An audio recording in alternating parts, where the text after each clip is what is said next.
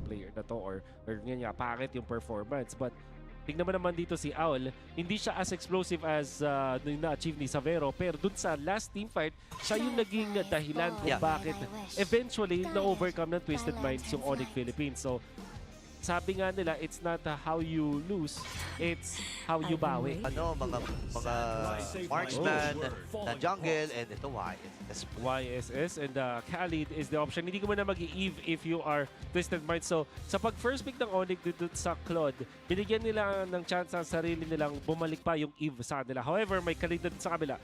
So, pwede rin i-reconsider yan ni Super Prince. They might just go for Zetyan as well. Na yun na, pangsagot din naman dito sa mga heroes na to. And Pang-deny na rin. pang-deny na rin. With the Yi Sun-shin, you can also go back to the Leomord. At yun, Leomord nga talaga ang pipiliin nila with the Eve as well. Maganda na rin ang kanilang box control with that Eve and the Claude. Ang tanong ngayon, nung kukunin ni Sean dito, I siya think- ba ang magzizit yan? Kimi ka na kagad. Kimi? Mababandin kasi yun eh. And also, pwedeng flexible Yung YSS. yung YSS. Oo nga pala, pwede pa sila mag... if ever, i-flex nila yan. Universe sila, di ba? Farsa. Farsa. Yan ang kukunin. Wow. Grabe ka na, 2026 flex pick na si YSS. Tama. Ganun na. Nandun na tayo sa mga moments na yun. However, with this Farsa, I have to admit, ito yung pwede rin na de-prioritize ng mga teams. Pero in specific scenarios, katulad ito, if yung katapat, tas may Khalid siyang kasama, pwede nilang ipanalo dun sa mid lane ulit. So, just like in the previous game, baka ito yung pangbarag nila ulit dun sa may mid lane duo ng Onyx Philippines. At sa ngayon, ang ginagawa ng Twisted Minds, tinatanggalan nila ng mga hero si Brusco na pwedeng pampalakas dun sa Eve, dun sa may mid lane. In this case, it's going to be the Hilda. Parang open pa rin naman yung Grok. I'm not quite sure na medyo tagal ko nang hindi nakikitang nag-Grok si Brusco. Pero kung ipapares mo ang Eve at Grok, isa rin yan sa mga pinaka nakakairita na pwede mong makasalubong sa RG. Oo, ang bilis mag-clear wave, ang taas ng damage innately ng isang Grok, ang daming displacement na nakakapagpasakit ng ulo, di ba? Minsan makakaalis ka na sa RWM, bigla kang papatiran. That's the parang the Sora nakaligtas ang Onyx Philippines. There's also the Cho na isa rin sa mga heroes na madalas na ginagamit ni Brusco. So, that could also be an option para sa ban ng Twisted Minds. And with that Sora being banned, I would not be surprised if Lapu-Lapu din ay ibaban ng Onyx Philippines. Parang ang tagal na natin hindi nakakita ng Lapu-Lapu sa series na to. No? Hindi katulad nung first match natin na tila ba'y si Lapu-Lapu ang paborito ng parehas na XP laner. Pero ngayon, no, yung gold lane ng side ng Twisted Minds, hindi pa rin natin alam kung YSS gold nga ba ito o mapupunta ba sa kamay ni MP the King on the jungle. So, hindi pa rin talaga pwedeng mag-target ban if you're the side of Coach Hayes and Onyx. At ayun na nga yung Grok. There's the Grok ban. Lapu-Lapu could be the ban here para sa Onyx. O kaya naman yung Uranus kasi feeling ko nanakawin siya ng Twisted Minds. Nako, ilalabas na Admiral Ang Admiral. dito. Yun nga lang, may ang daming substitute sa Yure. Meron kang Alice na pwedeng first pick din ng Twisted Glue. Minds. The Glue. Also, Teres na default pick. Yung pag walang-wala na, Teres na lang yan. Tama. pwede yung Teresa talaga sa Leomord eh. I feel like. And Oo, nakakairita kasi yun. and it's also knock-up din na pwede rin panggulo dito sa Claude. At syempre yung Body of Smith. Diba? Parang masusulit din. Oo. Okay, Claude. Ano pala Claude tuloy? Harit. Ang aalisin dito ng Onyx PH. Uranus. Uranus, no? At saka para safe pa rin itong Yi Sun-shin at pwede pa nilang i-flex, no? Parang pinipilit nga ata ng side ng Oy. Onyx Philippines na i-gold lane na itong YSS at dahil dyan, Double flex yan. Pwedeng gold din yan. Oo nga, no? Hala, oo nga. tumatawa-tawa lang ako, Wolf, pero excited daw makita kung ano nga ba talagang lalabas. Tingin ko gold lane is ang higher chance is gold lane Yi Sun-shin. True. And then Suyo pangtapat dun sa kay King Kong. But now, if you are Onyx, baka maisip nilang mag-Kufra. Isa sa mga heroes ni Brusco pero hindi siya commonly picked up. There's also the Cho. Oo. And then sa XP, sila yung pwede mag-Uranus. para kay Ryota. Yung feeling ko, ano mo na full nice one baby experience, Angela Yura. Gatot din pala pwede kay Brusco, no? Kung di na lang Bufra. Oh. Oo, matagal nating hindi nakita itong Yuzhong na to at hindi na pag-uusapan. Pero oo nga, no, pwede nga naman talaga siya and ang hirap nito kung iisipin mo, kung i-issue siya ng jungle mo, may hihirapan din sa Turtles, di ba? It's the Phobius last picks. Well, sa lahat ng mga pinag-usapan natin, parang ang pinaka not so standard lamang na nakita natin dito would be the YSS Gold sa kamay ng Twisted Minds. But now that we've seen all of the heroes, Wolf, ano bang pwede nating ma-expect sa game na ito? Tahimik na naman ba o pupunta pa tayo sa punto na every kill ay minuto may nagsusuntukan? Yeah, so this will be a quiet game para sa Twisted Minds at bubulusok na lang sila sa kanilang mga timings. Yisun Shin could be the gold. It is Owl. No, I don't think that's the proper hero assignments. Kaloy, tingin ko Khalid. Ay, hindi yun. Okay, so now, ayun. so Yisun Shin gold nga tayo. Mas parang pinapaboran ko dito yung Twisted Minds composition, pero syempre, depende na rin yan sa execution. I'm raising a lot of questions dito sa may Yuzhong pick. Oo. Tingin ko lalo na nilast pickan siya ng Phobius. I feel like dito extremely nanalo yung side ng Twisted Minds. And for Twisted Minds na nanalo ng game number 2, malaking momentum ang meron sila papasok dito sa ating last game of our opening day ng season 17. Kung umabot kayo dito, i-comment nyo yung team na gusto nyong manalo. And of course, humiyaw kayo kung nandito sa loob ng MPL Arena tuwing nakaka-kill objective ang inyong mga favorite teams. We are in the last game. Men, biruin mo kanina pa tayo dito. Alam mo, Okay. na-miss natin kasi ang isa't isa. Oo. And, maganda na masulit natin itong unang araw ng regular season. Marami naman talaga nakamiss ng MLBB action dito sa Pilipinas. And ito, mas tahimik na early game ang nakikita natin. At saka feeling ko, katulad ng sinabi, teka lang, Kaloy. Buti na lang nag-level 2. Yun Buti nga na lang, David. Buti na lang nakaligtas pa siya doon. Sabi ng Onyx, anong sinasabi mong tahimik burrito? Hindi namin tatantanan yan si Kal. Ay! Buti na lang nakatakas. So lang, nako po, that could be the starter para dun sa mga trade-offs na makikita natin. But it is indeed going to be very quiet in favor of the Give this time. Every time naman na makapag-farm shot, makakuha sa level 4, that will strengthen yung kanilang first turtle fight. Habang si King Kong, yung kanyang pattern is to get the lizard of the opponents. At ganun lang din kay MP the King. No invasion whatsoever. Uy, hello? Lugi ba si Sabero dito? MP? Andyan si MP the King! Oh! At nakakuha na kagad ng first blood ang Twisted. Napakagandang rotation mula sa Twisted Minds. Pero ang first turtle, 5 segundo na lamang bago lumabas. Ano bang pwede natin ma-expect dito, Wolf? Ang pwede natin expect, syempre, makakalamang kahit pa paano dito yung Onyx because of their positioning dun sa turtle. Kaso nga lang, ang laking bagay na namatay si Savero bukod sa nabigyan niya ng gold dito si Owl, nawalan pa siya ng isang gold card. So, napakalaking bagay niyan for a Claude. Oh, pero mukhang si King Kong ay uncontested niyang makukuha ang pagong na ito. That's the first turtle na mapupunta sa kamay ng Onyx Philippines. As Twisted Minds, sila pa rin naman ang may hawak ng gold lead. Nakaka-level 4 lang dito ni Savero. At para bang minamama dito ni Owl itong si Savero dito sa itaas. Hindi natin pumasok mo si MP the King at mabilis ang burst. Ang magiging call! Pero yung Evil Queller, pre, tumama pa sa ulo ni Super Prince. Wow. Nagkapalitan ng Suyu pick. But this time, MP the King with a better start. 2-0. Pagpasok natin sa larong ito. And most importantly kasi ginamit din dun yung Sever na basta meron nandun ka sa threshold para ka may mini-execute. And even if Super Prince pops his ultimate and may extra shields, meron pang nakaabang na feathered airstrike mula dun kay Sean na wala talagang chance para mabuhay dito si Super Prince. One of the rare series na masasabi natin na bibigyan ng mataas na attention si Super Prince at hindi nagagawa yung typical na nagagawa niya. Oh, yun na. Wow. Ayun na. Na solo kill na kanina pa nangangamba eh. Kanina pa natin tinitingnan yung hirap dito ni Savero. Para ba tinanggap ng Onyx Philippines na losing din yung top? Dalawang ano pa yun, no? Dalawang cards. So tatlong cards in total. Oh my gosh. Tatlong gold cards in total ang na-miss ni Savero. 1.6k kumpara sa 2.7k na meron ngayon si Owl. At 3 minutes 35 seconds pa lang.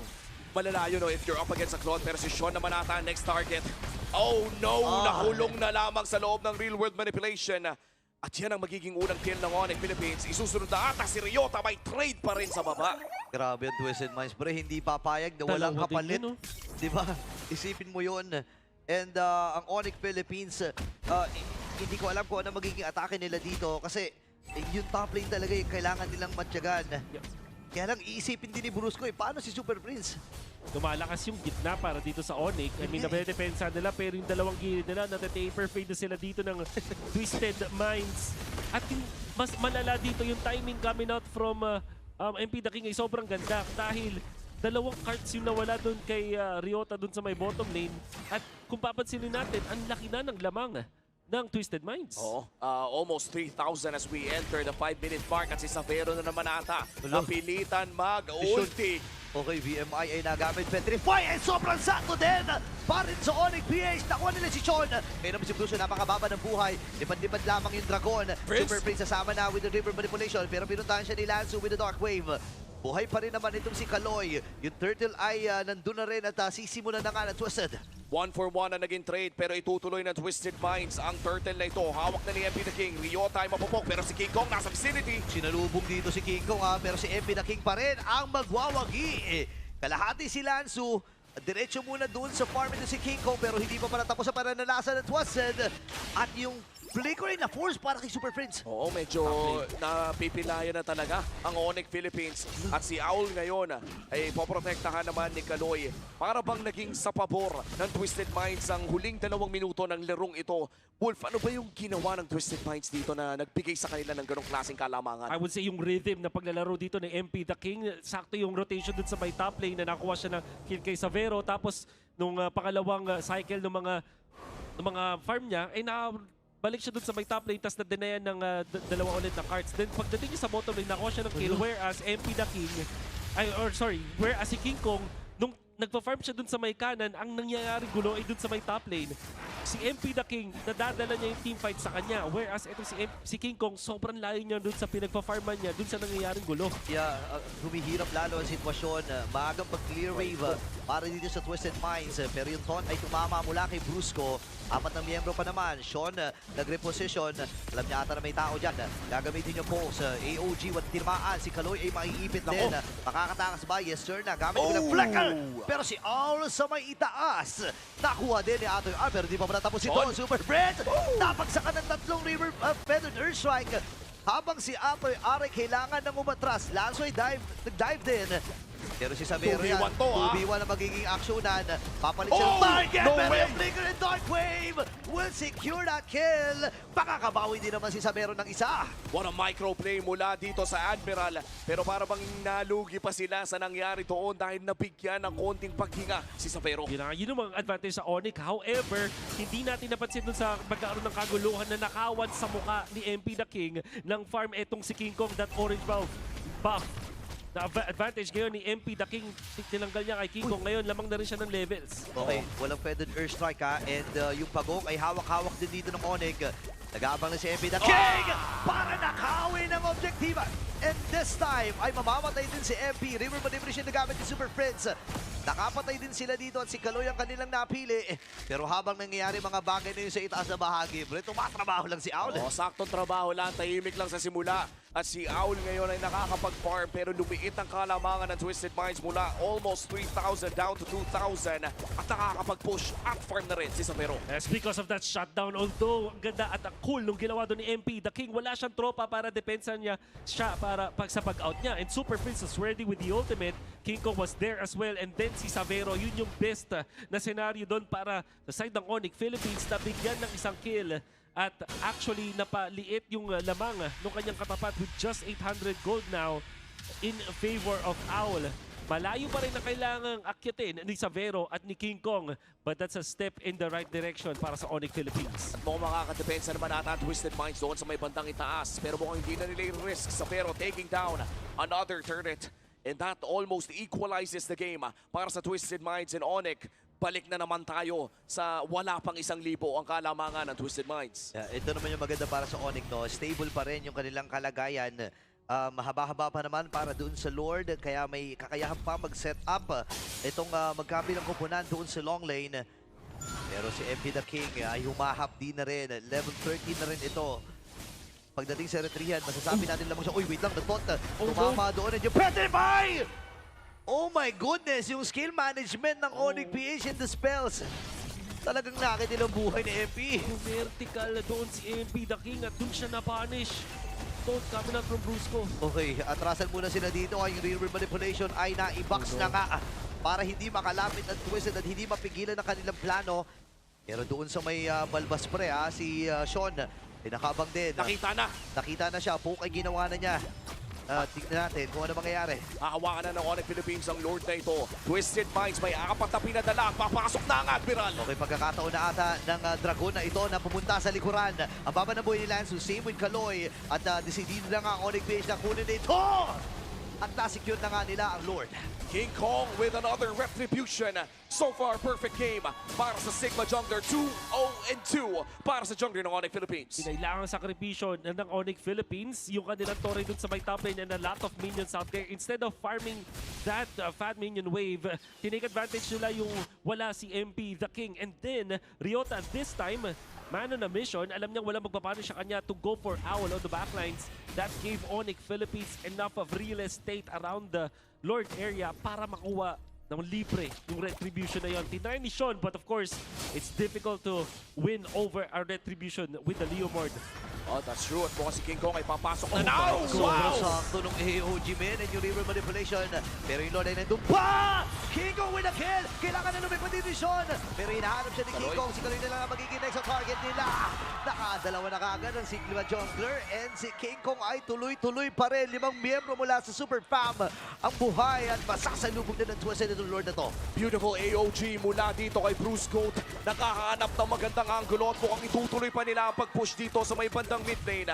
Meron pa namang shields na manggagaling pero hindi ata sapat para ma-clear out yun. Hindi pa naman mapawasan. Wolf, paano ang depensa if you are Twisted Well, they Minds? do have the far side, the Yisun Shin. In fact, meron din silang Suyu.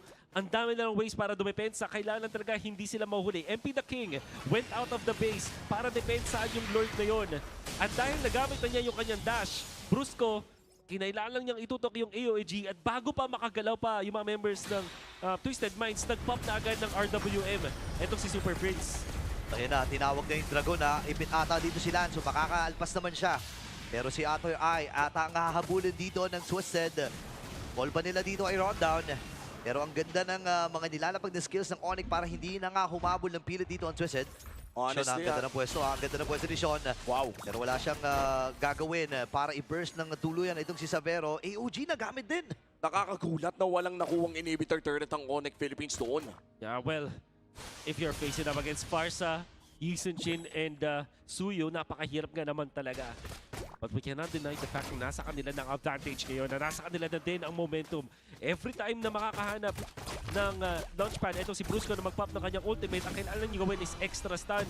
At kahit microsecond stun lang yun mula kay Super Friends na with the ultimate na merong ensnare, enough na para ma-lock in place sa mga members ng Twisted Minds to follow up with the AOG. At alam naman natin, pag tinamaan ka na ng AOG, napakadali na lang ilan ng taunt of the Unbreakable afterwards. And syempre, si Ryota tumutulog din with the Petrify. Minsan, hindi na nga niya ginagamit Dragon plus Petrify. Petrify lang muna para lang ma-secure yung real world manipulation na masusulit. Minsan nga hindi niya ginagamit yung Petrify hanggang hindi siya nakakakita ng target na gusto niya talagang pa-petrify. And for Onyx Philippines right now, naging maganda ang laro ni King Kong pati na rin ni Brusco. O near perfect KDAs and games para sa dalawang miyembro ng Onyx dito. That for Twisted Minds, may chance pa naman silang lumaban sa Lord na ito. Dangerous grass ang ating mapa. Maraming kailangan i-check. Pero mukhang ang Vision Game ay nilalaro ngayon ng Twisted Minds. Okay, and Onyx. hawak ni Atoy R yung balbas ha. Pero si Kaloy ata ang kanilang buburuan. Kalahati kagad. Even Queller. Pero magme-meditate lang dito si Kaloy. Andun yung BMI. Napatalo na si Brusco. Naku, delikado ata. Nagamit niya rin yung kanyang revitalize. Hahawakan muli ni Savero. Masyadong mapangit ata yung kanyang position doon. So magre-reposition dito si Savero. Bibitawan uli nila yung Lord. That's a flicker burnt para dito kay Super Friends at pati na rin ang revitalize ni Brusco. Meanwhile, para sa Twisted Minds, si Sean ay gumamit na rin ng flicker. Halos kompleto pa ang battle spells sa Twisted And Minds. to add to that, yung Petrify na gamit na ni Ryota, fortunately, hindi niya ginamit ang kanyang ultimate. So, ultimates are still available for most of the members of Onyx. Pero napakalaking bagay na walang Petrify for 30 seconds and revitalize as well. It's gonna be smarter for Onyx to delay and reset lang dito, maghanap ng mistakes mula sa Twisted Minds. Oh, great poke, Sabero masasaktan na. Pero wala pang all-in na magaganap. Oy, teka Uy, lang! si Aul ha. Si Savero at ang target niya. Naku, ang baba ng buhay ni Savero. Kailangan niya atang umuwi dito para mag-replenish ng kanyang buhay. And maaaring go signal ito. Kalahati kagad si Brusco. So yung mga vital heroes from Onyx ay ang bababa na ng buhay. Pero teka lang, nagla-lifesteal na rin si Savero on this Lord. 2,000 lamang ang kalamangan ng Onyx. Pero mukhang nararamdaman na rin natin yung kasakitan ni Sean AOG on to 3. Kaya lang siya pagdudulong-dulungan. Nandun na yung Dragon. Brusco nakakuha pa ng kill! Flicker mula dito kay Lansu at nabugaw na nga ng tuloy ng Twisted Minds. Round number 2 ba? Ang kanilang magiging call. Madali ang Lord para kay King Kong. Pero si Brusco ay tuloy-tuloy pa rin. Siya ata magiging sakripisyo. Si Ator ay nakamatsyag. Ihiligtas pa ba nila dito si Brusco? Parang hindi na nga ata. Pero andun yung Dark Wave. Real manipulation as well. Kaya lang si Aul ay mapapaatras na. Naku, si Lansu mapapatay pa rin ata dito. Si King Kong pupunta na sa likuran. Pero ang dami pa ng tao! Ang dami pa ng members from Twisted Minds. Pero si King Kong ay nakakuha muli. Super Prince as well. 3 miyembro pa ang inaantay na mabuhay. Though mababa naman ang... ayun na, buhay na din naman si Sean dito. Extended team fight ang naging reply ng Onyx Philippines. At tuloy-tuloy lang ang pagpasok ng Super Family. With that ultimate as well coming in from Kaloy. Mahaharap nila si Super Friends. Feather their strike from Sean to secure the kill. At makakadepensa naman ata ang Twisted Minds. Dangerous grass going in favor of Kaloy dun sa moment na yun. Pero nakita natin sa Onyx ang ganda ng heads up play coming up from Brusco. Okay, nagamit na rin yung Dragon ha. Ginagamit lang talaga ni Ator Arito para mag-push. At tagumpay ang Onyx. Base at turret. Ang kanilang natunaw. Mapipigilan din naman nila yung pagbasag din sa may bottom. So masasabi ko na tabla pa rin ng laro to kung tabla. titingnan mo, no? Sobrang tablado pa rin talaga. I wanna say though, may mga standout plays yung mga Onyx Philippines dun sa Lord fight na nangyari kanina. Yung nakita nga natin mula kay Brusco to start na with the AOG. Ang siguro nagulat doon yung Twisted Minds kasi hindi nila in-expect na unang tatalon pa si Brusco. At parang 2 seconds na lang bago magkaroon siya ng revitalize. Eventually napap niya pero hindi niya nasulit. Kaso nakakuha sila ng kill dahil nahanto na si Sean. Tapos that allowed Ryota to wait for his Petrify and his ultimate para masulit nila. Ang pinaka-notable sa akin din ginawa ni Savero nung malapit na maubos yung Lord. At ginamit niya yung Purify actively by diving sa 4 members ng Twisted Minds. Alam niya na meron siyang Purify at Wind of Nature. Mabubuhay siya doon no matter what. At hindi na nakakuha ng kahit anong steal yung Twisted Minds doon sa Lord. In fact, na-invite pa nga niya si Lansu doon sa real world manipulation at naka-minus 2 pa ang Onyx Philippines dahil doon sa active usage ng Purify mula kay Savero. And not to mention yung AOG na napakatulis pa rin ng pag-aim dito ni Brusco. Onyx Philippines right now mukhang nagising sila matapos ang Game 2 victory na Twisted Minds. 40 seconds bago lumabas ang ating pangatlong Lord ng larong ito. Looking at our objective score, lamang ang objectives in terms of turtles para sa Twisted Minds. Pero para sa Onyx Philippines, the last 2 Lords of this game ay nasecure naman nila. Kaya may 4,000 kalamangan at mukhang gusto pa nilang palakihin ito. 20 segundos na lang ang ating aantayin. Pero katulad ng sinabi ni Wolf, yung mid lane ay hindi na gaano ka-importante pagdating sa mga Lord dances natin. Yeah, ito yung kailangan tuunan ng pansin, no? Yung itaas na bahagi. And yun na nga ang ginagawa dito ni Savero. Nakaalalay din naman palagi si Bruso sa kanya kung saan siya tutungo. And ngayon, Twisted Minds, kailangan nila makipagsayawan dito sa Lord. Obligado silang sayawan itong Lord na ito kasi if in case na hindi nila makuha or hindi man lang sila makapitas dito sa Onyx, maaaring ito na ang simula ng katapusan para sa kanila. Oo. Ang tanong ay bibilisan ba ng Onyx? Binilisan, o sasayawin nila? At mukhang bibilisan nata ng Onyx Philippines ang pag-take ng Lord na ito. 14K ang buhay ng Lord. Ngayon nagamit na rin yung Mountain Shocker. Revitalize para kay Brusco. Yung Dragon ay nagamit na! At si King Kong ay nakasecure na. Ngayon Flicker ay na-force na rin para kay Aul. Wala mang mamamatay doon sa tagpong iyon. Pero secured ng Onyx ang kanilang gusto. Napaka-scattered ng mga members ng Twisted Minds.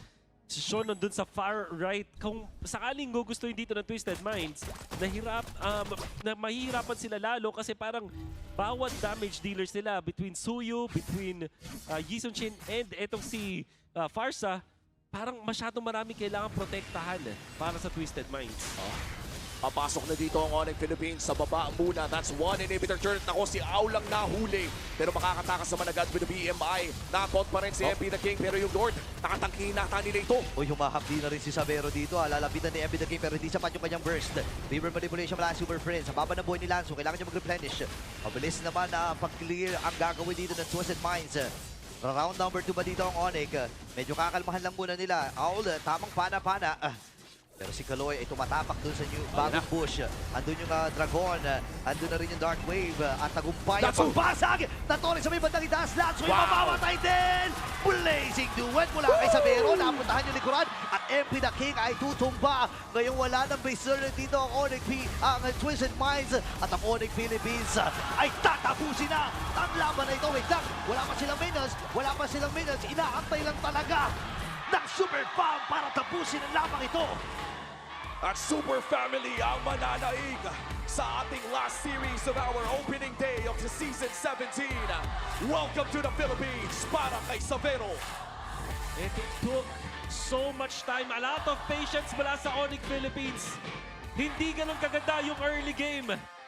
Nakita natin si MP The King playing the perfect jungle pattern for Suyu. Yung rhythm ng Twisted Minds ay napakaganda. Dinadala yung teamfight para dito kay MP The King. And it started as a 3-0. But when Onyx found the opening for the punish, yun lang yung kinailangan nila. Savero just had to make several shutdowns. At nung tinry ni MP The King na magnakaw ng Turtle sa 4 na members ng Onyx, yun na yung naging mitya para sa comeback, para sa Super Fam. In the end, it was a tough battle, but Onyx Philippines will reign. And for Twisted Minds, palakpakan pa rin natin ang kanilang magandang performance. Owl is back in the Philippines. And as you said, ang nanaig pa rin naman dito ay Onyx Philippines with Savero, our first playing Indonesian import sa loob ng MPL Philippines, paired up with teammates na mukha namang masaya siya kasama. Alam mo, kahit ano sigurong angas ni Savero, masasabi ko na super cute na itong bata. Alam mo yung kahit magaganon-ganon, di ba? Mag-flex-flex. Pero pinakita naman niya talaga na papalag siya dito. Palag na to. Kumbaga, isa rin to sa mga mindset niya dito sa larong to. Yeah. And this time, nung nakakuha nga tayo ng outplay, magandang place camera from Lanzu, but we cannot deny the fact that they gave a kill to Savero. Yun yung una, and then MP The King goes for the steal, successfully doing so, kaso kita natin yung real world manipulation, napaganda at nagbigay pa ng kill doon kay Savero at kay King Kong. And this one, eto talaga, yung masakit at Makati. May entry, itong bush talaga na to eh. Tsaka yung mga bush na talaga na yan eh. Tsaka bukod pa dyan, yung mga entrada talaga dito ni King Kong ay napakalinis. If I'm being honest, yung laro niya dito ay sobrang, I would say, well-timed yung mga ultimate niya. Yeah, sobra talaga, no? And dito mo masasabi na sobrang kabisado niya and yung expertise niya sa mga heroes na nilalaro niya ay sobrang taas talaga. And MPL Arena Onyx Philippines is showing us how it's done. What time is it? Oh my God, that was intense. Odin, what a start for Team Onyx Philippines. Siyempre, we have one of the stars of the match beside me, Savero. Hello. Hello. Savero, welcome to the Philippines. Thank you. How's your first match? What can you say about your first match? Super hard. Super hard. So excited But you were excited. Why was it exciting for you? because my first game in Philippines. Your first game in the Philippines. Of course. ODT felt excited. Savero, look at your fans. Your fan base is huge here in the Philippines. I know before the match started, Calrod gave you a message. Calrod just said that you should embrace the pressure. What can you say about it? Be the pressure. What can you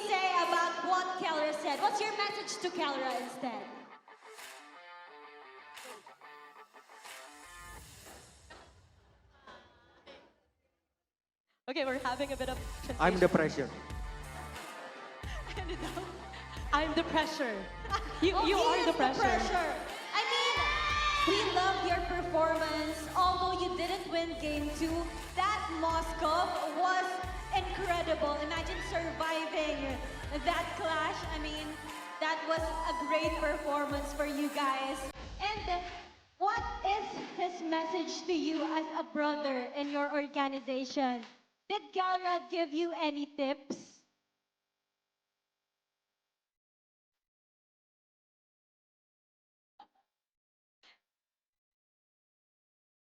Huddle muna, Oo, huddle, si huddle. Brusco ang ating translator. You can speak your language and Brusco is here to help us out. Let's go, Brusco! Yeah. Pasti dapat banyak ilmu dari Carla dari scrim. Sobrang ano daw, dami niyang natutunan si Nike lalo na sa scrim kapag kalaban namin sila. Oh, that's great to hear. Thank you, Savannah. Thank you, Brusco, as well. Now, I would like to ask King Kong. King Kong, grabe naman yung match na yun, ha? Pinakitaan niyo talaga kami ng napakagandang performance. Game 1, 30 minutes. Grabe, sobrang haba nun. Ano yung tumatakbo sa isip niyo during those moments na na-comeback niyo yun? Ano yung comms niyo sa mga ganong klaseng laro?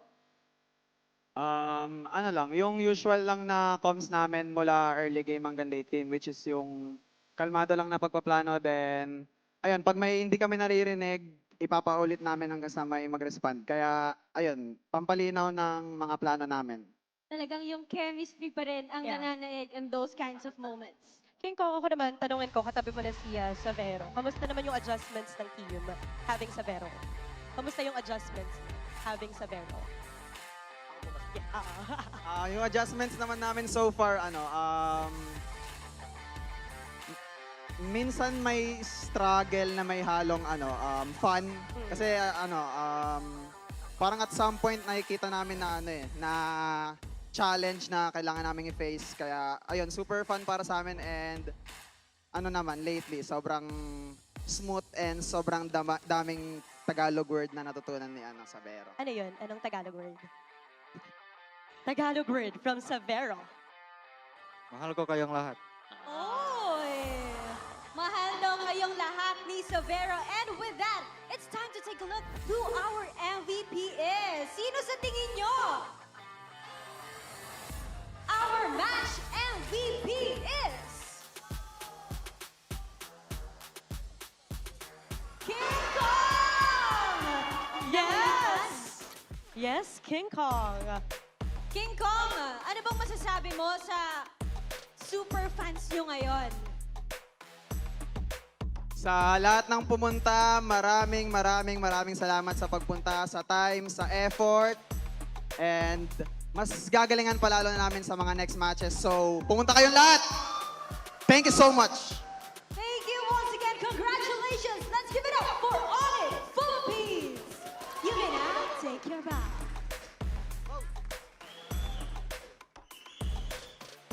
And take your walk of victory. Congratulations, Onyx Philippines! You know what, Denise? Our teams are just showing us that we are indeed the strongest region. Imagine reaching 3 games per match. Day 1 pa lang yan, ha? And for the day 1, match 2, Onyx Philippines ang pumalag. Grabe, it's been a long day. What an ending for our opening of Season 17, Odin. That's right. And excited akong malaman kung ano ba nangyari sa match na yon. I think marami pang sasabihin ng ating mga casters. Kaya naman,